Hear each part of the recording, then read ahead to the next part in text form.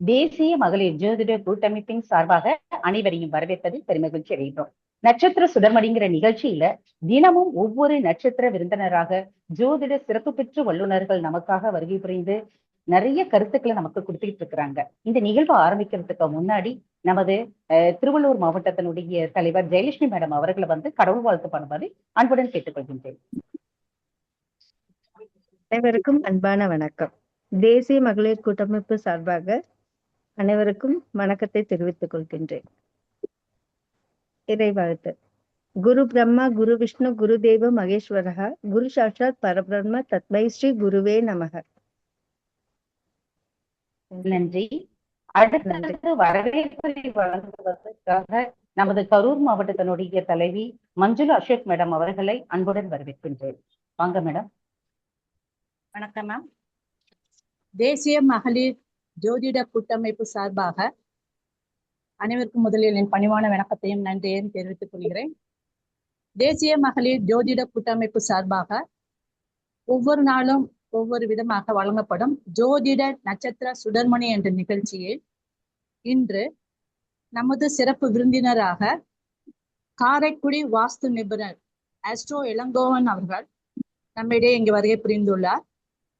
அவர் கால கணிதத்தில் கால பைரவரின் மகத்துவம் என்ற தலைப்பில் நம்முடைய கருத்துக்களை பகிர வந்துள்ளார்.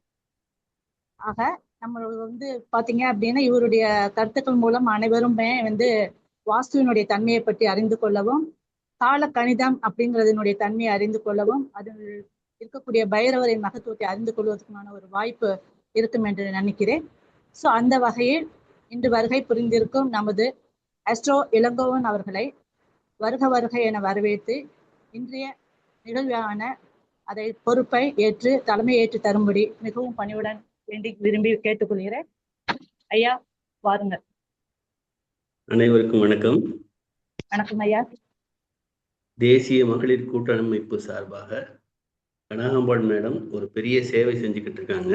இந்த சேவை மென்மேலும் சிறக்க இறையருள் வேண்டுகிறேன். 5 கரத்தனை ஞானமுத்தனை இந்தின் நிலம்பரை போடும் ஏச்சினை நந்தி மகந்தன்னை ஞான குழந்தை முந்தில் வைத்து அடியேன் போற்றுகின்றன. வேறு தோழி பங்கன் விடமுண்ட கண்டன் மிக நல்ல வீணி தடவி மாசரு திங்கள் கங்கை முடிமேல் அணிந்தன் உளமேல் அதனால் ஞாயிறு திங்கள் செவ்வாய் புதன் வியாழன் வெள்ளி சனி பொம்மனே ஆசரு நல்ல நல்ல அவை நல்ல நல்ல அடியார் அவருக்கு மிகவே. குரு பிரம்மா குரு விஷ்ணு குரு தேவோ மகேஸ்வரா குரு சாட்சாத் பரபிரம்மா தஸ்மை ஸ்ரீ குருவே நமோ நமக. அனைவருக்கும் வணக்கம்.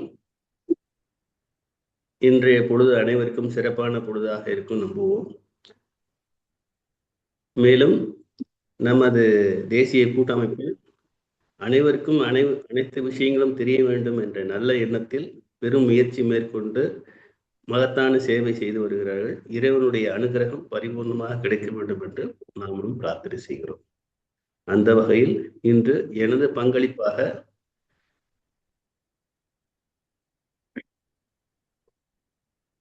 கிரகங்கள் ஒரு மனிதனை எந்த அளவுக்கு இயக்குகிறது, மனித பிறப்பு ஏன் ஏற்படுகிறது, மனித பிறப்பின் தன்மையானது எந்த நிலையில் அவர்கள் பயணிக்கிறார்கள், அவருடைய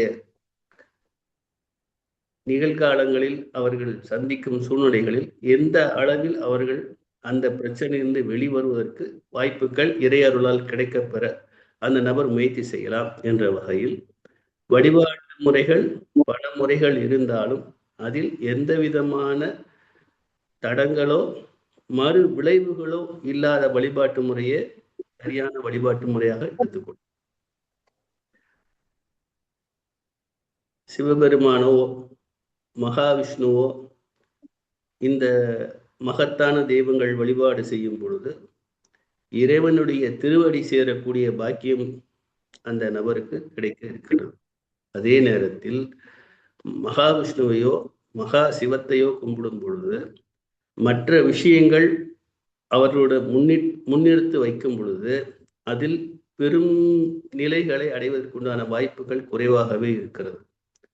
இந்த நிலையில் நாம் வாழும் இந்த கலிகாலத்தில் இந்த பிரபஞ்சம் இயக்கமானது இப்பொழுது ராகுவின் தன்மையில், ராகுவின் பிடியில், ராகு பகவானுடைய செயல்பாட்டில் முழுமையாக நடந்து கொண்டிருக்கிறது. அனைத்து விஷயங்களும் நல்லவையாக இருந்தாலும் சரி, அதுக்கு மாற்று நிலையில் இருந்தாலும் சரி, அனைத்தும் பிரம்மாண்டமாகவும் கட்டுப்பாடு இல்லாத அளவிலும் எதிர்பாராத அளவிலும் நிகழ்வுகள் நடந்து கொண்டிருக்கிறது. இந்த வகையில் எல்லா நிலைகளிலும் தான் உண்டு, தன் குடும்பம் உண்டு, தன் குடும்பம் சார்ந்த மக்கள் உண்டு, தொழில் உண்டு, வருமானம் உண்டு, பக்தி உண்டு, அனைவரும் நன்றாக இருக்க வேண்டும்ங்கிற எண்ணம் உண்டு. இந்த நிலையில் வரக்கூடிய இடர்பாடுகளை களைவதற்கு நமக்கு தெய்வ வழிபாட்டில் பைரவர் மிகவும் உதவுகிறார். அந்த பைரவர் எந்த வகையில் நமக்கு உதவுகிறார், நமக்கு எந்த அளவில் பைரவ வழிபாடு செய்யும் போது நமக்கு அந்த வாய்ப்புகள் நமக்கு முழுமையாக கிடைக்கிறது என்பதை எளிமையாக புரிந்து கொள்ள அவருடைய நிலை என்ன, எந்த நிலையில் அவர் தோன்றுகிறார், எந்த நிலையில் அருள்பாலிக்கிறார் என்ற கருத்துக்களை சொல்வதற்காக வந்திருக்கிறோம். பைரவருடைய ஆதி நிலை என்று எடுத்துக்கொள்ளும் பொழுது, நான் பேசுறது கேக்குதா? ஓகே. அதாவது ஆதி நிலை எடுத்துக்கொள்ளும் பொழுது சிவபெருமானுக்கு 5 முகம், மகாவிஷ்ணுவுக்கு 5 முகம், பிரம்மாவுக்கு 5 முகம், அனைவருக்கும் 5 முகம் என்ற நிலையில் இதில் பார்வதி தேவிக்கு தூரத்திலிருந்து பார்க்கும் பொழுது அனைவரும் ஒன்று போல் தெரிவதில் ஒரு பெரிய சங்கடம் ஏற்பட்டது. மேலும் மகாவிஷ்ணு பார்வதிக்கு அண்ணன் தங்கை என்ற உறவில் பெரிய மன வித்தியாசங்கள் தெரியவில்லை. ஆனால் பிரம்மா வரும் பொழுது தான் இந்த பிரபஞ்சத்தை படைப்பவன், இந்த நிலையில் பிரபஞ்சத்தை உருவாக்குகிறவன், பிரபஞ்சத்தில் உயிர்த்தன்மையை வளர்க்குகின்றவன், அந்த எண்ணமானது அவருக்கு சிறிது ஒரு மனநிலையில் தடுமாற்றத்தை கொடுத்தது. அந்த நிலையில் சிவனுடைய திருவிளையாடல் என்ற நிலையில் திருமணம் என்ற சிவபெருமான் பராசக்தியை செய்யும் பொழுது அந்த இடத்தில் குருஸ்தானமாக இருந்து திருமணத்தை நடத்தி வைத்தவர் பிரம்மா. இந்த நிலையில் பிரம்மா திருமணத்தை நடத்தி வைக்கும் பொழுது திருமணம் முடிந்த பிறகு சம்பாவனை கொடுக்க வேண்டிய கட்டாயத்தில் சிவபெருமான் வரும் பொழுது 4 திசையில் 4 பகுதியிலிருந்து கொடுக்கிறீர்கள், 5வது முகத்திற்கு எங்கிருந்து கொடுப்பீர்கள் என்ற ஒரு கேள்வி எழுப்புகிறார். 4 திசையில் 4 பகுதியில் இருந்து கொடுத்து விடலாம், 5ஆம் முகத்துக்கு எப்படி கொடுக்க முடியும் என்ற ஒரு கேள்வி வைக்கும் பொழுது அந்த முகம் இருப்பதால் தானே இந்த கேள்வி வருகிறது என்ற நிலையில் சிவபெருமான்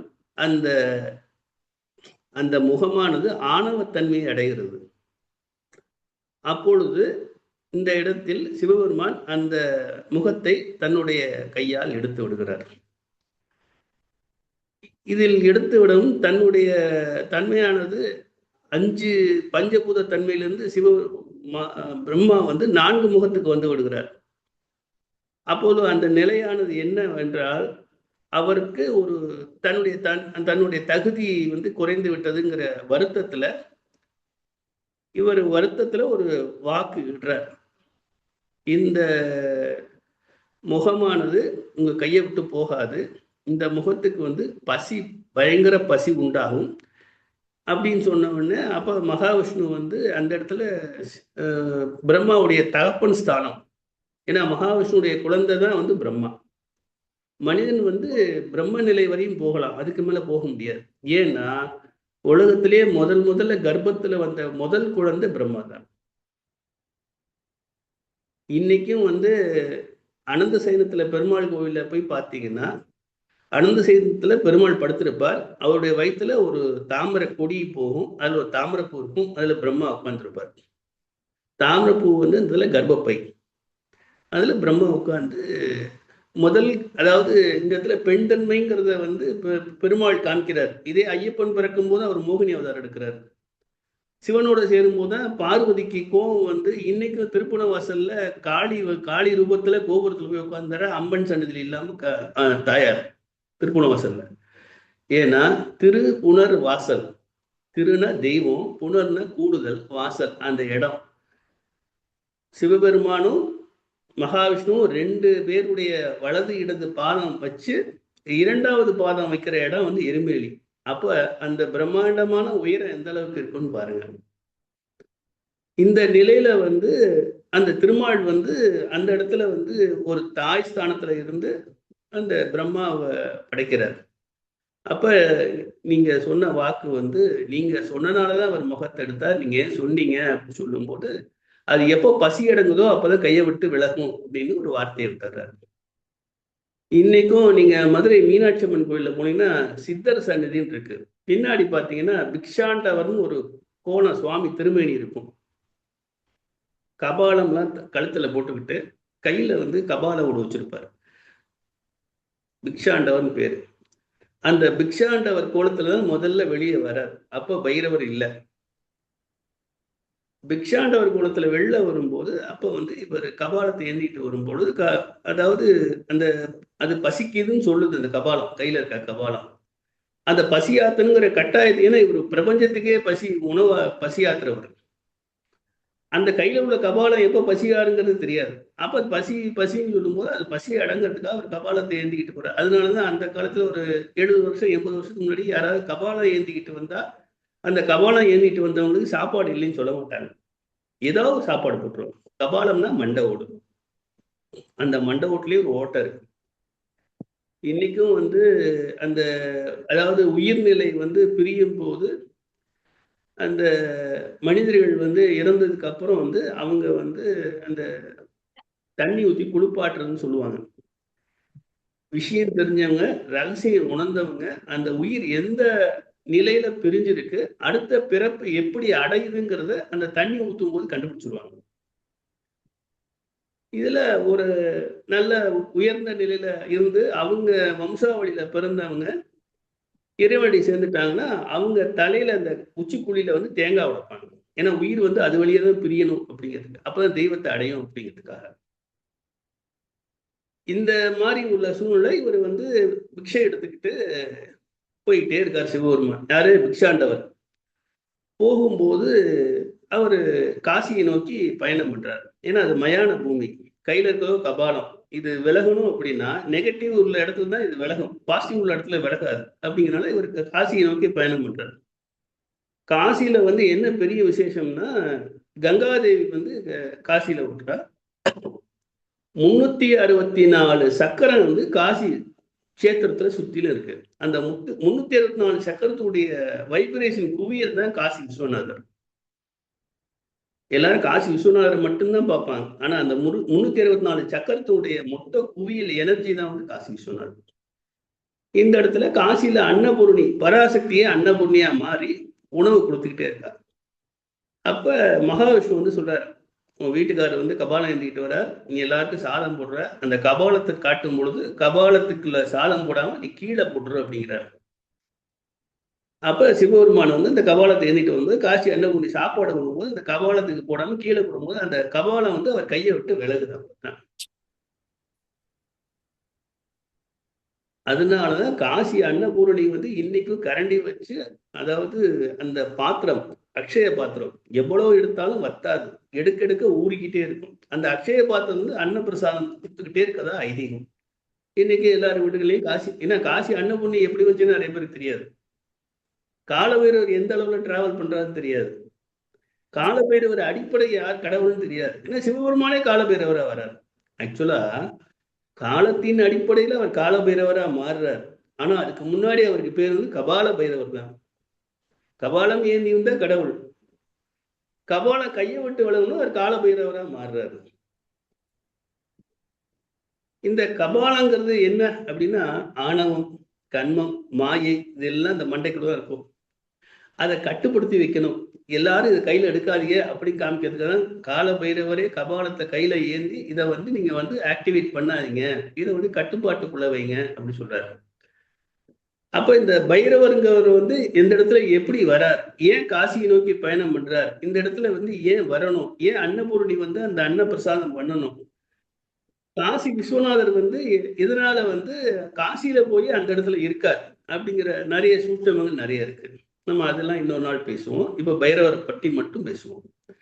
இந்த பைரவர் வந்து ஏன் வந்தார் அப்படின்னா, இந்த கலிகாலத்துல வந்து மனிதன் வந்து நேரடியாக தெய்வத்தோட தொடர்பு கொள்ள முடியாது. தெய்வம் வந்து இந்த காலபுருஷன் வந்து என்ன பண்றான் அப்படின்னா, எல்லா தெய்வங்களையும் கூப்பிட்டு நீங்க நல்லதே பண்ணிக்கிட்டு இருந்தா எனக்கு என்ன வேலை, நான் என்னுடைய வேலையை எப்படி பண்றதுன்னு சொல்லும்போது அப்ப நாங்க யாருமே ஆக்டிவ் ஆகாம இன்ஆக்டிவா மாறிடுறோம்னு எல்லா தெய்வ சக்தியும் சொல்லுது. அதனால எல்லா தெய்வ சக்திகளும் மனிதனுக்கு உருவம் தெரியும், ஆனா கல்லா மாறிடுறாங்க, இயங்கா நிலைக்கு வந்துடுறாங்க. இப்ப இந்த இடத்துல நேரடி தெய்வங்கள் எதையுமே தொடர்பு கொள்ள முடியாது அப்படின்னு கலிகாலத்துல வந்ததுக்கு அப்புறம் அப்ப மறைமுக தெய்வம், அதாவது கொஞ்சம் வேகமான தெய்வம், உச்சமான தெய்வம், தனிச்ச தெய்வங்கள் தான் வந்து கலிகாலத்துல பலன் கொடுக்கும். சம்சார தெய்வம் கலிகாலத்துல பலன் அதாவது கொடுக்காதுன்னு சொல்ல, அந்த தெய்வத்துடைய தொடர்புல இருக்கலாம். இன்ஸ்டன்டா நமக்கு வந்து ஒரு பாதிப்புல இருந்து வெளில வரணும்னா தன்மையை வந்து கொடுக்கக்கூடிய வாய்ப்பு வந்து இண்டிவிஜுவலா இருக்கக்கூடிய தெய்வம், உக்கிரமான தெய்வம், வேகமான தெய்வம், மனித நிலைக்கு அப்பாற்பட்ட தெய்வம், இந்த தெய்வங்கள் தான் கொடுக்கும்.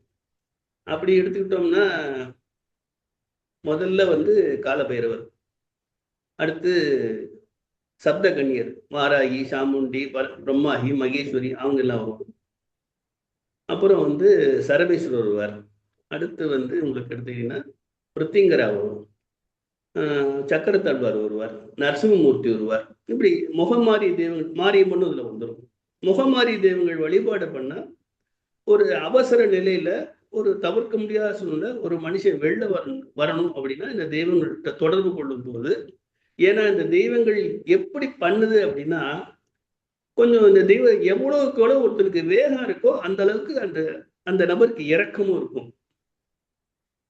அதாவது ஒரு நபர்கிட்ட வந்து போய் ஒரு விஷயத்த கேட்கிறோம் அப்படின்னா ஒண்ணு இருக்குன்னு சொல்றாரு, இல்லைன்னு சொல்றாருன்னா அவர் தர்மநியாயமா இருக்கணும். சிரிச்சுக்கிட்டே நாளை கடத்தி இன்னைக்கு வா நாளைக்கு வா கடைசி நேரத்துல இல்லை அப்படின்னு சொல்ற நபர்கிட்ட நம்பி போக முடியாது. ஆனா யார் ஒருத்தர் கோவப்படுறாரோ அந்த கோவப்படுற அளவுக்கு அவர்கிட்ட நல்ல எண்ணங்களும் இருக்கும், நல்ல செயல்பாடும் இருக்கும். அதுக்காக சிரிக்கிறத விட நான் தப்புன்னு சொல்லலை, அவங்களால செயல்படுத்த முடியாத நிலையும் இருக்கலாம், அது அந்த சூழ்நிலையை பொறுத்தது. இருந்தாலும் முடியாதுன்னு சொல்லக்கூடிய நிலை வந்து அந்த உண்மையா இருக்கவங்கள்ட்ட அதிகப்படியா இருக்கும். அந்த நிலையில இருக்கக்கூடிய இந்த தெய்வங்கள் என்ன பண்ணும் அப்படின்னா தன்னை நோக்கி வர பக்தனுக்கு வந்து இந்த நபர் ஒரு அடி எடுத்து வைக்கிறான்னா தெய்வம் 10 அடி எடுத்து வைக்கும். ஏன்னா அது வந்து வேகமான தெய்வம். இவன் நம்ம நினைச்சிட்டா அப்படின்னு உடனே அது வந்து வேகமா வரும்.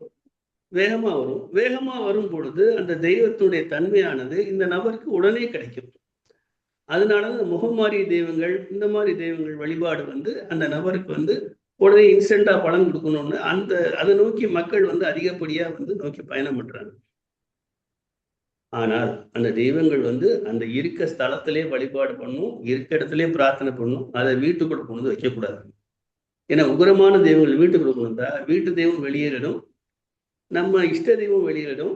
அதே இடத்துல வந்து அதனுடைய ஆளுமை வரும்போது அந்த தெய்வத்தினுடைய தன்மையானது என்ன ஆகும்னா அவங்க அதை சார்ந்தே பயணம் பண்ற மாதிரி வந்துடும். நிறைய பேர் ஆஹா அந்த தெய்வம் நமக்கு செஞ்சிருச்சு அப்படின்னு வீட்டுல படத்தை கொண்டு வைக்கிறேன், வச்ச உடனே அது வேற மாதிரி பிரச்சனை உருவாகுது. ஒரு பிரச்சனை, ஒரு கத்தி போய் இன்னொரு கத்தி வந்த கதையாயிடும். அப்படி செய்யாம வழிபாடுங்கிறது அந்த ஸ்தலத்துல தான் போய் கும்பிடணும், அந்த இடத்துல தான் வழிபாடு பண்ணணும். அதே மாதிரி மகான்கள், சித்தர்கள் எல்லாமே இருக்க இடத்துல வழிபாடு பண்ணணும். குல தெய்வத்தையே நம்ம வீட்டுல வைக்கக்கூடாதுன்னு சொல்லும்போது மற்ற தெய்வத்தை கொண்டு வைக்கலாமா? இந்த பைரவர் வழிபாட்டுல என்ன பெரிய பிரயோஜனம், பெரிய விசேஷம் அப்படின்னு கேட்டோம்னா, பைரவர்ங்கிறவர் வந்து 8 திசையும் காவல் பண்றார். 8 திசைக்கும் வந்து அவர் தான். இப்ப சிவன் கோயில்ல வந்து பள்ளியறை பூஜை முடிஞ்ச உடனே சுவாமி அம்பாளும் வந்து பள்ளியறைக்கு போயிட்டாங்கன்னா பூட்டி வந்து திருக்காப்பு இட்டு அந்த சாவியை கொண்டு போய் பைரவர்கிட்ட தான் வைப்பாங்க. ஏன் பைரவர்கிட்ட வைக்கிறாங்க? அவர் கண்ட்ரோலுக்கு போயிடுச்சுன்னா அந்த சுத்து வட்டம், அந்த எல்லைக்குள்ள இருக்க அத்தனை தெய்வமும் அவர் சன்னதிக்கு வந்துருமா. அப்ப எல்லாரும் வந்ததுக்கு அப்புறம் அப்ப யாரு காவல் கேட்கறது? அதுக்கு இவர் வந்து அந்த இடத்துல வந்து இவர் நைட் டியூட்டி, இவர் ஃபுல் அண்ட் ஃபுல் இவருடைய கண்ட்ரோல் வந்துடும். இன்னொரு விஷயம், பைரவருக்கு ஏன் நாய் வந்து பைரவருக்கு வந்து நாய் வந்து வாகனமா மாறுச்சு? யாருக்காவது தெரியுமா? அதாவது பைரவர் வந்து அதாவது வைரவர் சுவாமி பேரு வைரவர், நாய்க்கு வந்து சமஸ்கிருதத்துல பைரவர்னு பேரு. சுவாமியே பைரவர் ஆக்கிட்டாங்க. எல்லாரும் பைரவர் ஆக்கிட்டாங்க.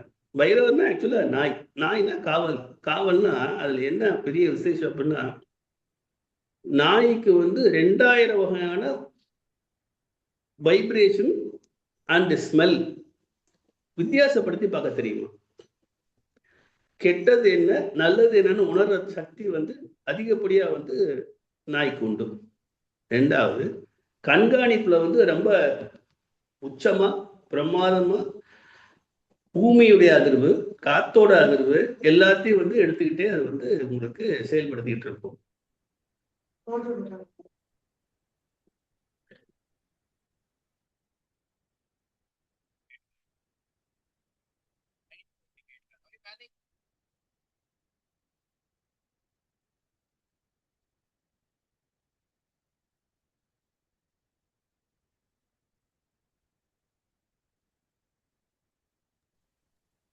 அதாவது உங்களுக்கு பைரவர் வந்து என்ன அப்படின்னா 8 திக்கையும் கண்ட்ரோல் பண்றார். 8 திக்கும் கண்ட்ரோல் பண்ணும்போது அவருடைய எல்லைக்குள்ள வந்து அவரை மீறி எந்த விஷயமும் நடக்காது. அந்த கட்டுப்பாடுங்கிறது அவருடைய கண்ட்ரோல்ல இருக்கும். ஒரு கோயிலாகட்டும், ஒரு ஏன்னா காசி மாநகரத்துக்கே அவர் தான் காவல் தெய்வமா இருக்காரு. காசி மாநகரம் ஒரு மயான பூமி. அந்த மயான பூமினா அங்க போய் ஒருத்தர் இறைவனுக்கு சேரணும் அப்படின்னா, இறந்துட்டாரு அப்படின்னா அந்த இடத்துல காசியில வந்து சிவபெருமானே அவருடைய காதுல வந்து சிவமந்திரத்தை சொல்லி தன்னோட சேர்த்துக்கிறதா ஒரு நம்பிக்கை. ரெண்டாவது, காசியில போய் ஒருத்தர் இறக்குறாரு அப்படின்னா அவருக்கு மறுபிறப்பு கிடையாது. காலத்தை காக்கக்கூடியவர் கால பைரவர். காலங்கிறது வந்து நம்ம நேரமாவும் எடுத்துக்கலாம், 8 திக்குனுடைய கண்ட்ரோலையும் எடுத்துக்கலாம், பாசிட்டிவ் நெகட்டிவ் பேலன்ஸையும் எடுத்துக்கலாம். எல்லாரும் வந்து இந்த தெய்வம் அப்படின்ட்டா நல்லது மட்டும் செய்யும் அவ்வளவுதான் அப்படின்னு நினைக்கிறாங்க. அப்படி கிடையாது. டோட்டலா சார்ஜ் எடுக்கிறதே அவர் தான். அவரை மீறி அந்த எல்லைக்குள்ள எதுவும் நடக்காது. இந்த பைரவர் என்ன நிலையில இருக்காருன்னா, தர்மயாயமான கடவுள். நவகிரகத்துல இவர் வந்து சனீஸ்வர பகவானுக்கு குருவா வரார். இவர் பிறந்தது வந்து கார்த்திகை மாசம் அஷ்டமி தேய்பிரை அஷ்டமி அன்னைக்கு தான் பிறக்கிறார். கார்த்திகை மாசம் தேய்பிரை அஷ்டமி அன்னைக்கு தான் அவர் அந்த சம்பவம் நடக்குது, 8ஆம் நாள். அதனாலதான் அஷ்டமிங்கிறது வந்து ஒரு சிறப்பான நாளிலேயும் சொல்லுவாங்க. ஆனா அதே இது வந்து ராகுதசையோ கேதசையோ செவ்வாதசை நடக்கிறவங்களுக்கு அந்த அஷ்டமியோ அந்த ராகுகால எமங்கட்டமோ சிறப்பா இருக்கும். ஏன்னா அது சார்ந்தானே அவங்க பயணம் பண்றாங்க. அதனால அந்த நேரங்களில் அவங்க செய்யற விஷயங்களும் அவங்களுக்கு சாதகமா இருக்கும். இது அனுபவத்துல ராகுதசையோ கேதசையோ செவ்வாதசையோ நடக்கிறவங்க பாருங்க, அந்த நேரங்களை செஞ்சிருக்கும் போது அது வந்து மற்ற நேரங்களை செய்ய காட்டிலும் அவங்களுக்கு வந்து அதுல தடுமாற்றம் இல்லாமல் சிறப்பா போயிட்டு இருக்கும். அதே நேரத்துல இந்த பைரவ வழிபாடு என்ன செய்யும் அப்படின்னு கேட்டீங்கன்னா, சிவபெருமான கும்பிடுறதுக்கு சிவபெருமானுடைய அனுகிரகம் தான் நம்ம கும்பிட முடியும். ஆனா இந்த மாதிரி வந்து தனிச்சிருக்க தெய்வங்கள், உக்கிர தெய்வங்கள் வழிபாடு பண்றதுக்கு நம்ம அந்த நம்ம இதுக்கு வந்து யார் மூலமாவது அந்த தகவல் வரும், நீங்க போ இதை கும்பிடு அப்படிங்கிறது. அப்ப அந்த தகவலை கொடுக்கறது யாருன்னா அந்த வீட்டு தெய்வமும் அந்த குல தெய்வமும் தன்னுடைய வாரிசு வந்து சிரமப்படக்கூடாது, இந்த கஷ்டத்துல இருந்து கொஞ்சமாச்சும் அதாவது மாறி வரணும் அப்படிங்கிறதுக்கு யார் மூலமா ஒரு தகவலை சொல்லி இந்த வழிபாட்டை செய்யுங்க அப்படின்னு சொல்லி வழிகாட்டுறது வீட்டு தெய்வமும் குல தெய்வம் தான். இந்த உக்கிர தெய்வங்கள் வந்து அதுக்கு வழி காமிக்கும். உக்கிர தெய்வங்கள் வழி காமிக்கும் போது இந்த நபர்கள் வந்து அதுல இருந்து வெளில வரக்கூடிய வாய்ப்பு கிடைக்கும். இதுல இன்னொரு விஷயம் அப்படின்னா, இப்ப எலுமிச்சம்பழம், பூசணிக்காய், தேங்காய் இதெல்லாம் வந்து போடுறாங்க. ஒரு பூசணிக்காய் வந்து 2ஆ கட் பண்ணா ஒரு உயிர் பலி கொடுத்ததுக்கு சமம். ஆடு, மாடு, கோழி இதெல்லாம் கொடுக்குறாங்க பாருங்க. அதுல வந்து ரத்த சம்பந்தப்படுறதுனால உக்கிர தெய்வத்துக்கு சாந்தமாயிடும். அதே பூசணிக்காயும் அது மாதிரி எலுமிச்சம்பழமும் அதிலே வந்துடும், தேங்காயும் அதிலே வந்துடும். கோயில்ல மாவிளக்கு போடுறதே பஞ்சபூத தத்துவம் தான். மாவிளக்குல வந்து ஒரு மனுஷனுடைய அத்தனை விஷயங்கள் இருக்கு. அந்த சுவாமிக்கு வந்து இந்த மாவிளக்கு போட்டா இந்த நபருக்கு ஈடான விஷயத்த அந்த தெய்வத்துக்கு கொடுத்த மாதிரி. நிறைய விஷயங்கள் வந்து எல்லாமே மறைமுகமா சொல்லப்பட்டிருக்கு. ஆனா எடுத்துக்கிற தன்மையானது நம்மகிட்ட வந்து நமக்கு அது கம்யூனிகேட் ஆகல. ஆனா அது செய்யறது மட்டும் தெரிஞ்சோ தெரியாம செய்யறோம். எல்லாரும் செய்யறது செஞ்சிடறோம். இந்த பைரவ வழிபாடு செய்யும் போது என்ன நடக்கும்னா, அந்த நபருக்கு வந்து வரக்கூடிய அந்த பைரவர் வந்து எல்லைக்கட்டுன்னு சொல்லுவோம். 8 திக்கையும் கண்ட்ரோல் பண்றாரு. அப்ப அவர் வழிபாடு பண்ணிடும் போது இந்த மனுஷனுக்கு என்ன ஒரு எல்லை இருக்கோ அந்த எல்லைக்குள்ள அந்த அதாவது லிமிட் பீரியட், அந்த டயத்துக்குள்ள அந்த விஷயங்கள் வந்து நிதானம் நடக்கிறதுக்கோ அதனுடைய வேக தன்மை குறையறதுக்கோ அந்த வழிபாடானது வழிவகுக்கும். அதுக்குதான் பைரவ வழிபாடு செய்யணும். இதுல வந்து பெரிய விசேஷம் என்ன அப்படின்னா, தேய்பிறை அஷ்டமி அன்னைக்கு ஆத்மார்த்தமா உண்மையா நேர்மையா அது பேராசைப்படாம அடிப்படை விஷயத்துல வழிபாடுங்கிறது அடிப்படை விஷயத்துல பண்ணணும். எனக்கு அதை கொடு இதை கொடுன்னு பிசினஸ் பண்ணக்கூடாது சாமி கிட்ட. ஏன்னா ஜாமி 1 கோடி ரூபா தர ஐடியா இருக்கும், நம்ம போய் 10 லட்சம் தான் கேட்போம். 90 லட்சம் யாருக்கு லாஸ்? நமக்கு தான் லாஸ். அதனால ஆண்டவா எனக்கு செய்யறது செய், நல்ல குடு அப்படிங்கிற விஷயத்த வந்து நம்ம முயற்சி செய்யும் போது தாராளமா வந்து உன்னை பார்க்குற பாக்கியம் கிடைச்சது, தரிசனம் கிடைச்சது, ரொம்ப சந்தோஷம், உன்னுடைய அனுகிரகம் என்னைக்கு வேணும் அப்படி சொல்லி வழிபாடு செஞ்சு நம்ம என்ன செய்யணுமோ நம்ம அதை செஞ்சுட்டு வரோம். எனக்கு இதுதான் வேணும் லிமிட் வச்சு சாமி கிட்ட எதுவுமே கேட்க கூடாது. யாரோ குலதெய்வ வழிபாடு வீட்டில் வச்சு செய்யலாமான்னு கேட்குறாங்க. குலதெய்வத்தை நினைச்சு கும்பிடலாம், படம் மட்டும் வைக்காம இருக்கிறது நல்லது. வீட்டில் இருந்து அவங்க வேகமா இருந்தான்னு சொல்லிதான் கோயிலுக்கு கொண்டு சேர்க்கிறோம். திருப்பி அவங்க வீட்டுக்குள்ள கொண்டு வச்சா என்ன ஆகும்? அதே பிரச்சனையா மாறும். அவங்களை நினைச்சு கும்பிடலாம், விளக்கேற்றி கும்பிடலாம். அதே நேரத்துல அவங்க இருக்கிற இடத்துல போய் கும்பிடணும். ஏன்னா முன்னோர்கள் செஞ்சதை வந்து நம்ம மாற்றக்கூடாது. ஏன்னா அவங்க இருக்கிறத வந்து தீர்மானமும் பண்ணிதானே கோயில சேர்த்திருக்காங்க. திருப்பி அதே தப்ப நம்ம செய்யக்கூடாதுல்ல. அதுக்காக வேண்டி இந்த பைரவர் வழிபாடு செய்யறதுனால என்ன கிடைக்கும் அப்படின்னா, பைரவர் வந்து ஒரு நபருக்கு வந்து இந்த வழிபாடு செய்யறச்சு வேற எந்த தெய்வங்கள் செய்யாத சூழ்நிலையை வந்து ஒரு நெருக்கடியான சூழ்நிலை, ஒரு திருமணம் எடுக்க முடியல, ஒரு முடிவு எடுக்க முடியல, என்ன பண்றது தெரியல அப்படிங்கிற நேரத்துல ஒரு சரியான வழிகாட்டக்கூடிய தெய்வம் வந்து பைரவர் தான் இருப்பார். என்ன தெய்வ படம் வைத்து வழிபாடு செய்யணும்? அருமையான கேள்வி. அதாவது நான் சொல்றது ஒரு 300 வருஷத்துக்கு முன்னாடி வழிபாடு எப்படி செஞ்சாங்கன்னு சொல்றேன். கொஞ்சம் ஆச்சரியமா இருக்கும், இப்படி வழிபாடு பண்ணலாமா அப்படின்ட்டு. அதுல மிகப்பெரிய சூட்சமா இருக்கு. இந்த விஷயம் வந்து அதிசயமான விஷயம்தான். என்ன விஷயம் அப்படின்னா, ஒரே ஒரு நில விளக்கு. இப்ப சொல்றது வந்து எல்லாம் குத்து விளக்குன்னு சொல்றாங்க. அது குத்து விளக்கு இல்லை, நில விளக்கு. ஏன்னா அதுல வந்து நம்ம அந்த சொல்றக்கூடிய வார்த்தையை வந்து பாசிட்டிவா சொல்லணும், நெகட்டிவா சொல்லக்கூடாது. அந்த நில விளக்கு பின்னாடி ஒரு பெரிய நில கண்ணாடி, ஒரே ஒரு விபூதி மடல், அவ்வளவுதான். வேற எந்த தெய்வம் உருவமும் இருக்காது. இவங்க விளக்கு ஏற்றினவுடனே அந்த வீட்டு தெய்வம் விளக்குல இருந்து உட்காந்துரும். இவங்க என்ன தெய்வத்தை நினைக்கிறாங்களோ அந்த தெய்வம் வந்து அந்த கண்ணாடியில பதிஞ்சிடும். குங்குமம் கூட இருக்காது, குங்குமம் சந்தனம் எதுவுமே இருக்காது. வெறும் உபூதி மடல், ஒரு விளக்கு, ஒரு நில கண்ணாடி. இவங்க எந்தெந்த தெய்வத்தெல்லாம் நினைக்கிறாங்களோ அந்தந்த தெய்வம்லாம் அந்த பிம்பமா அந்த கண்ணாடியில பதியும். இதுல வேற ஏதாவது தெய்வம் வந்து நினைச்சாலும், எத்தனை தெய்வம் நினைச்சாலும் வந்து இருந்தாலும் தெய்வத்துக்குள்ள சண்டை இருக்காது. ஒரு குழந்தை இருக்கும்போது அந்த குழந்தைக்கு அந்த பேரண்ட் ஈஸியா நல்ல விதமா செய்வாங்க. 2 குழந்தை வரும்போது ஒரு குழந்தை கிடைக்க 2 குழந்தையா பிரியும் அந்த கொடுக்குற விஷயம். அதே 4 குழந்தையா மாறும் பொழுது அந்த விஷயமானது 4 பங்கா மாறிடும், 1 பங்கு. அப்ப கிடைக்கிற அளவு குறைஞ்சிடும். அதே மாதிரி தெய்வம் கூட கூட கூட நீ இதை செய்யற, நான் அதை செய்யறேன், நீ செய்யாத நான் செய்யாத அப்படிங்கிற போட்டி வந்து கிடைக்க வேண்டியது கிடைக்காம போறோம், செய்யறதையும் தெய்வம் செய்யாம விட்டுரும்.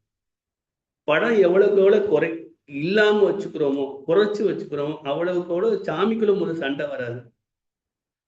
ஏன்னா அந்த இடத்துல தண்ணியை நிலப்படுத்த சாமியும் முயற்சி பண்ணும். ஏன்னா அதுவும் மனுஷன் மாதிரி தானே. அந்த இடத்துல வந்து படங்கள் குறைச்சி வச்சுக்கலாம். ஒரு இல்ல ஒரு சரஸ்வதி, மகாலட்சுமி, பெருமாள், பிள்ளையார், முருகன், இது 5 வச்சுக்கலாம். இல்லை அப்படிங்கிற பட்சத்துல ஆதியில வந்த மாதிரி ஒரே ஒரு கண்ணாடி, ஒரு நில விளக்கு, ஒரு ஊதி மடல், ஒரு குங்குமம், ஒரு சந்தனம், இது மட்டும் கூட வச்சு வழிபாடு பண்ணலாம். சாமியோட கூட்ட பிரச்சனையே அங்க வந்து நிறைய வரத்துக்கு வாய்ப்பு இருக்கு. மனிதனும் தெய்வ குணமா, தெய்வத்திட்டிருந்து வந்தவங்க தானே மனுஷன். அப்ப தெய்வம் அந்த தெய்வத்திட்டிருந்து வந்ததுதானே ஆன்மா. அந்த ஆன்மாவை திருப்பி சேர்றது தெய்வம் தானே. அப்ப அந்த சேரும் பொழுது அந்த 2 ஒன்னா இருந்தா தானே சேரும். ஒன்னா இருந்தா தானே அதுல வெளில வரும். அப்பா அம்மா போலதான் பிள்ளை இருக்கும், பிள்ளை போலதான் பேரன் இருப்பான், பேத்தி இருப்பாங்க. அப்ப அந்த வாரிசுங்கிற தொடர்பு இல்லாம வராதுல்ல தெய்வம். அதாவது அதனாலதான் மனுஷன் பேசுறது தெய்வம் கேட்குது, தெய்வம் சொல்றது மனுஷனுக்கு கம்யூனிகேட் ஆகுது. தெய்வ வழிபாடு செய்யுங்க, ஆத்மார்த்தமா செய்யுங்க, எதையும் எதிர்பார்க்காம செய்யுங்க, உங்களால முடிஞ்சதை செய்யுங்க. அளவு வச்சு பிசினஸ் மாதிரி மைண்ட் செட்ல தெய்வ வழிபாடு செய்யறது குறைச்சிக்குங்க. வேணும்னு கேட்கறது வேற, தாங்க நீங்க செய்யுங்கன்னு சொல்றது வேற. ரெண்டுக்கும் வித்தியாசம் இருக்கு. நம்ம கிடைக்கிற அளவை நம்மளே குறைச்சிக்க கூடாது. காலபைரவரை பற்றி விரிவாக சொல்லுங்கள் ஐயா. காலபைரவர் ஒரு மனுஷனுக்கு நெருக்கடியான நிலையில கை கொடுக்கக்கூடிய காலத்துல அந்த டயத்துல உதவி செய்யக்கூடிய ஒரே தெய்வம் காலபைரவர் மட்டும்தான். காலபைரவர் மற்ற தெய்வங்கள் டைம் டியூரேஷன் பார்க்கும். இவர் நீங்க பார்த்துட்டீங்கன்னா, ராஜாவை எப்படி ஒரு நபர் போய் சந்திச்சுட்டானோ அந்த ராஜாவுடைய அனுகிரகம் இவருக்கு கிடைக்கும். அது மாதிரி காலபைரவரை போய் ஒருத்தர் சந்திச்சுட்டான்னா உடனே அந்த பலன் பரிபூர்ணமா கிடைக்கும். 7 அஷ்டமிக்குள்ள அவங்களுடைய பெரும்பாலான அடிப்படை விஷயத்துக்கு உண்டான பிரார்த்தனை மனப்பூர்வம் நடக்கிறது காலத்துல கண்ட அனுபவம். தேய்பிறை அஷ்டமி யாரோ ஏதோ பேசுறாங்க. காலபைரவரை பொறுத்த வரைக்கும் எவ்வளவுக்கு இஷ்டப்பட்டு நீங்க வழிபாடு பண்றீங்களோ அந்த அளவுக்கு உங்களுடைய தேவைகள் சிறப்பா இருக்கும். இதுல இந்த ராகு திசையோ சனி பகவான் திசையோ செவ்வாய் திசையோ கேது திசையோ நடக்கும்போது காலபைரவர் வழிபாடு பண்ணும்போது அவங்களுக்கு அனுகிரகம் பரிபூர்ணமா இருக்கும். விரைவில் அந்த சிரமங்கள் குறையும். அதே மாதிரி ஜாதகத்துல செவ்வாய் பகவானுடைய வீட்டுல குரு பகவானும் சனீஸ்வர பகவானும் சேர்ந்திருந்தாலும் அந்த இடத்துல பிரம்மகத்தி தோஷம்னு சொல்லுவோம். இல்ல பார்வை இருந்தாலோ ஒருத்தர் பார்த்துக்கிட்டாலோ அந்த இடத்துல இந்த இடத்துல காலபைரவர் வழிபாடு 2 பேரையும் சமன்படுத்தி 2 பேருடைய பிரச்சனை இல்லாம காப்பாத்துற ஒரே தெய்வம் காலபைரவர் மட்டும்தான். பாவகிரகங்களுக்கும் சேர்ந்து பாவகிரகங்களுடைய தசாபுத்தி நடக்கும் போது இப்ப கோயிலே இல்ல போக முடியலன்னா எல்லா ஊர்லயும் சிவன் கோயில் இருக்கும், எல்லா இடத்துலயும் அம்மன் கோயில் இருக்குன்னு சொல்ல முடியாது. எல்லா கோயிலையும் உங்களுக்கு மற்ற தெய்வங்கள் உக்கிர தெய்வங்கள் இருக்குன்னு சொல்ல முடியாது. ஆனா எல்லா ஊர்லயும் சிவன் கோயில் இருக்கும், எல்லா சிவன் கோயிலையும் பைரவர் இருப்பார். இதுல இன்னொரு பெரிய விசேஷம் அப்படின்னா, நடராஜர் இருக்கிறதும் ஈசானியத்துலதான், பைரவர் இருக்கிறதும் ஈசானியத்துலாம், நவகிரகம் இருக்கிறதும் ஈசானியத்துலதான். ஏன் அப்படி தெரியுமா? ஈசானிங்கிறது ஒரு இடத்துல குளுமையான பகுதி, அதிகமா எனர்ஜி இருக்க பகுதி. ஒரு மனுஷனுக்கு இதயங்கிறது ஈசானியத்தினுடைய அடிப்படையில தான் வரும். அதனால நடராஜர் சிலை அங்க இருக்கு. 2 வால்வு மனுஷனுக்கு நடராஜர் தான் இதயம். அந்த 2 வால்வு ஆடிக்கிட்டே இருக்கும். ஆடாத நடராஜர் ஆட்டம்னு சொல்றது. அந்த இதயம் தான் நடராஜரா இருக்காரு. அதே இடத்துல அந்த ஈசானியத்துல தான் பைரவர் இருப்பார் எப்பயுமே. நவகிரகத்தையும் கொண்டு ஈசானியத்துல வச்சிருப்பான். ஏன்னா எல்லாமே குளுமையா இருக்கணும், அப்ப சாந்தமா இருப்பாங்க, கோவப்பட மாட்டாங்க அப்படிங்கிறதுக்காக. இதே முருகரை படங்க அக்னி முள் வச்சிருப்பாங்க, பிள்ளையாரை கொண்டு போய் கன்னி முள் வச்சிருப்பாங்க. ஆனா இந்த 3 தெய்வங்களையும் ஈசானியத்துல மட்டும்தான் வைப்பாங்க. ஏன் வைக்கிறாங்க அப்படின்னா, அந்த தெய்வங்கள் வேகமான தெய்வங்கள், அது வேகம் ஆயிடக்கூடாது, சாத்வீகமா இருக்கணும் அப்படிங்கிறத வைக்கிற இடம் சாத்வீகமான இடமா வச்சிருக்காங்க. பைரவர்ல 1008 பைரவர் இருக்கிறதா ஒரு தகவல் இருக்கு. இந்த 1008 பைரவர்லயும் இப்ப எல்லாரும் அடிப்படையில கும்பிடுறது 64 பைரவர் கும்பிடுறாங்க. 64 பைரவர்லயும் நம்ம பகுதியில் இருக்க பைரவர் நிறைய விஷயங்கள் இருக்கு. இந்த திண்டுக்கல்ல தாடி கொம்புன்னு ஒரு இடம் இருக்கு. அங்க சொர்ண ஆகாஷ்ண பைரவர் சௌந்தரராஜ பெருமாள் கோவில்ல இருக்காரு. பெருமாள் கோவில்ல பைரவர் இருக்கிறது அது அதிசயம். அதுவும் சொர்ண ஆகாஷ பைரவன் சொல்லிட்டு தம்பதி சமேதரா மனைவியோட இருக்க ஒரே பைரவர் கோயில் அது ஒண்ணுதான். எந்தெந்த கிழமையில பைரவர் கும்பிட்டா என்னென்ன பலன் கிடைக்கும்? திங்கட்கிழமையில பைரவர் வழிபாடு செஞ்சா தாய் சம்பந்தப்பட்ட உணவு சம்பந்தப்பட்ட விஷயங்கள்ல இருக்கக்கூடிய பிரச்சனைகள் குறையும். செவ்வாய்க்கிழமையில பைரவர் வழிபாடு செஞ்சோம்னா சகோதர பாவம், நிலம் சம்பந்தப்பட்ட பிரச்சனை, பங்காளி பிரச்சனை, இதுக்குள்ள செவ்வாய்க்கிழமை வழிபாடு பண்ணணும். புதன்கிழமை பைரவ வழிபாடு செஞ்சீங்கன்னா கல்வி சம்பந்தப்பட்ட விஷயம், சட்ட சிக்கல் சம்பந்தப்பட்ட விஷயம், டாக்குமெண்ட் சம்பந்தப்பட்ட விஷயம், வேலை பார்க்குற இடத்துல இருக்க சம்பந்தப்பட்ட விஷயங்களுக்கு புதன்கிழமை பைரவ வழிபாடு செய்யணும். வியாழக்கிழமை பைரவ வழிபாடு செய்யும் பொழுது குருவால் ஏற்பட்ட தோஷம், செவ்வாய் பகவான் வீட்டுல சனீஸ்வர பகவானும் குரு பகவானும் சேர்ந்திருந்து அந்த பிரம்மகத்தி தோஷம், இந்த மாதிரி விஷயங்கள் இருக்கும்போது வியாழக்கிழமைக்கு வழிபாடு பண்ணலாம். வெள்ளிக்கிழமை அன்னைக்கு பைரவ வழிபாடு செய்யும் பொழுது தாய் வழி, குடும்ப வழி மற்றும் இல்லற பிரச்சனை, பெண்களுடைய ஆரோக்கியம், இந்த சம்பந்தப்பட்ட விஷயங்கள்ல வெள்ளிக்கிழமை பைரவ வழிபாடு செய்யலாம். சனிக்கிழமை பைரவ வழிபாடு செய்யும்போது ஆரோக்கிய சம்பந்தப்பட்ட விஷயம், வைத்திய சம்பந்தப்பட்ட விஷயம், உறவு நிலையில சம்பந்தப்பட்ட விஷயம், தூர தேசத்துல போயிருக்கவங்க, அது போக வந்து தசாபுத்தி காலங்கள் சனீஸ்வர பகவான் திசையோ, ராகு திசையோ, செவ்வாய் திசையோ, கேது திசையோ, பாதகாதிபதி திசை, அட்டமாதிபதி திசை, இந்த மாதிரி திசைகள் வரும்போது அந்த இடத்துல சனிக்கிழமை பண்ணும்போது ஆரோக்கியத்தில் வரக்கூடிய பிரச்சனையை வந்து சரிபடுது. ஞாயிற்றுக்கிழமை வழிபாடு செய்யும் போது தந்தை வழியில் இருக்கிறதோ, உறவு நிலையில இருக்கிறதோ, தொழில் ரீதியா இருக்கிறதோ, ப்ரமோஷன் கிடைக்காம தடைபடுறதோ, இந்த மாதிரி விஷயங்களுக்கு ஆக பைரவரை வந்து 365 நாளும் வழிபாடு செய்யலாம். இந்த வழிபாட்டுல உச்ச வழிபாடுங்கிறது வந்து தேய்வரை அஷ்டமியில செய்யும் போது சிறப்பா இருக்கும். அவருக்கு வந்து மிளகு சாதம் தான் பிரசாதம். மிளகு அன்னம் வந்து பிரசாதம் கொடுப்பாங்க. அந்த பிரசாதம் வந்து ரொம்ப விசேஷம். விளக்குக்கு நல்லெண்ணெய் சேர்த்து வழிபாடு செய்யறது மிகச்சிறப்பு. அது போக பைரவரை பொறுத்த வரைக்கும் வந்து அபிஷேகங்கள், மாலை, அலங்காரம் அது வந்து அவாவா இஷ்டம். என்ன வேணாலும் செய்யலாம். ஏன்னா இன்னைக்கு வந்து வழிபாடுங்கிறது அடிப்படையில வந்து நான் சொல்றது எப்படி சொல்றேன்னா, வழிபாட்டு முறையில நல்லெண்ணெய் எல்லா சன்னதிக்கும் வாங்கி கொடுங்க. நீங்க விளக்குல எவ்வளவு கூட நல்லெண்ணெய் வாங்கி கொடுக்குறீங்களோ அந்த ஜோதி ரூபத்துல அந்த ஜோதி பிரகாசமா இருக்க மாதிரி உங்க வாழ்க்கை பிரகாசமாகட்டும். அந்த எண்ணெய் கரையிற மாதிரி உங்க கஷ்டம் கரையட்டும்.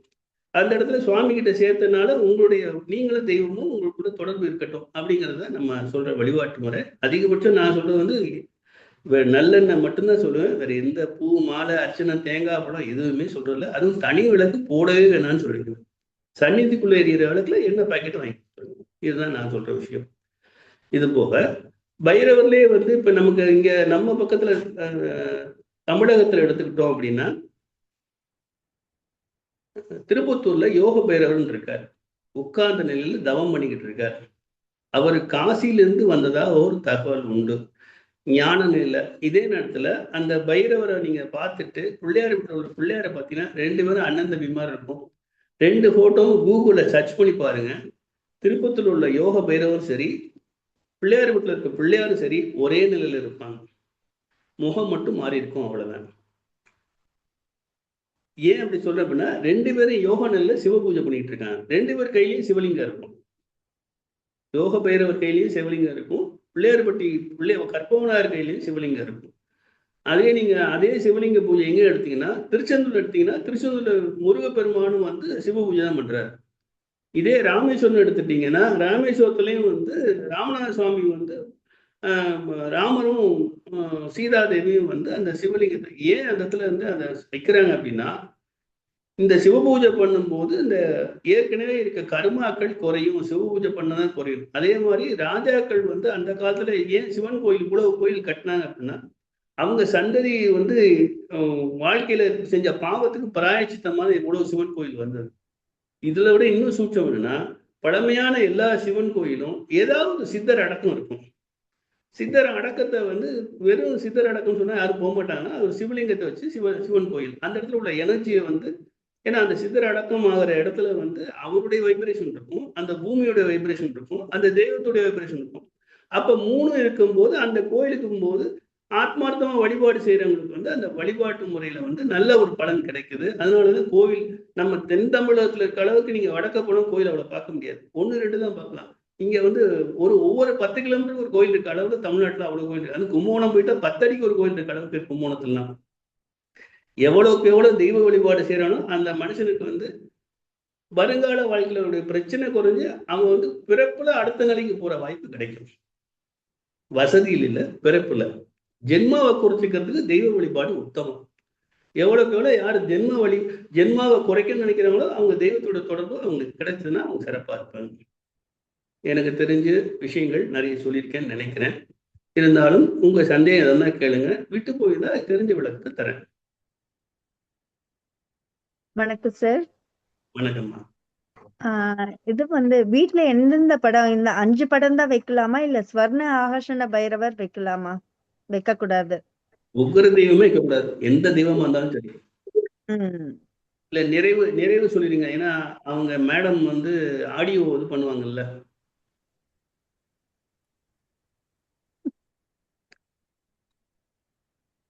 மியூட் ஆயிட்டீங்க மஞ்சுளாமா.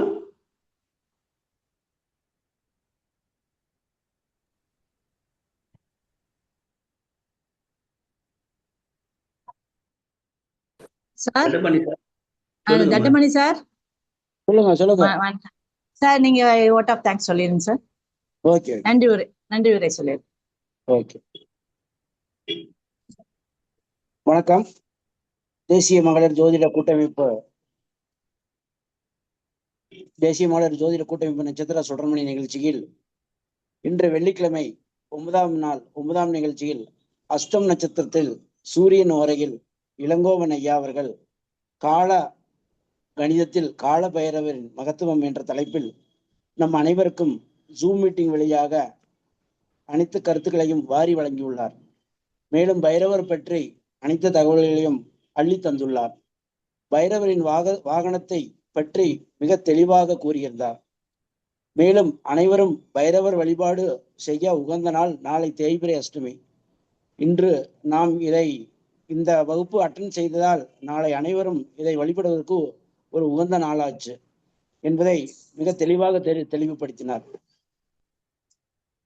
மேலும் இதுவரை இத்தனை நேரம் இந்த நிகழ்ச்சியை அனைவரும் பொறுமையாக செவிசாய்த்து ஒத்துழைப்பு தந்த அனைத்து ஜோதிட குருமார்கள் மற்றும் ஜோதிட ஆர்வலர் அனைவருக்கும் இந்த கூட்டமைப்பு சார்பாக நன்றியை தெரிவித்துக் கொள்கிறது.